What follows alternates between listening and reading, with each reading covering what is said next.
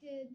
Today our memory verse is going to come from Deuteronomy 6:5, and that says, "You shall love the Lord your God with all of your heart, with all of your soul, and with all of your might." So we're going to do an activity based on this verse. Let's do that. We're going to have to use our imaginations, okay? So we have some rocks here. They're just plain rocks. But for this, they're going to represent God, okay? And then we're going to have these two people. They're going to be represented by the blue sand and the orange sand. So let's start. The blue one, he's going to start his day off like Deuteronomy says. He's going to start by loving the Lord with all of his heart, with all of his soul, with all his might.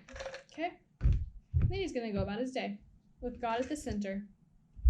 So he's going to wake up and eat breakfast and then go to school and learn about math and science and social studies, and then come home and be around his family a little bit, go see his friends, go play basketball and soccer at the park, and then come home when it gets dark and play video games and eat dinner. And then he's going to hang out with his family and play games for the rest of the night for a little while.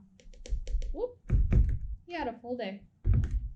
Okay, now we're going to do the orange sand. And this person decides to put God off until the end. So he's going to wake up and eat breakfast and go to school and then come home and see his friends and play soccer and basketball and video games and watch Netflix and all that fun stuff. And he's going to eat dinner with his family. And then it's time for God, right? So he's going to love God with all of his heart, with all of his soul, and with all of his might. Okay? Oh, gotta love him with all of our might. Just get that one in there. Okay. Now, it's time to go to bed. So, this one had a full day. It's great. Okay. This one, the the orange person, he doesn't have any time left for God. That's not good. It's already too full with other stuff. So, this reminds me of a story.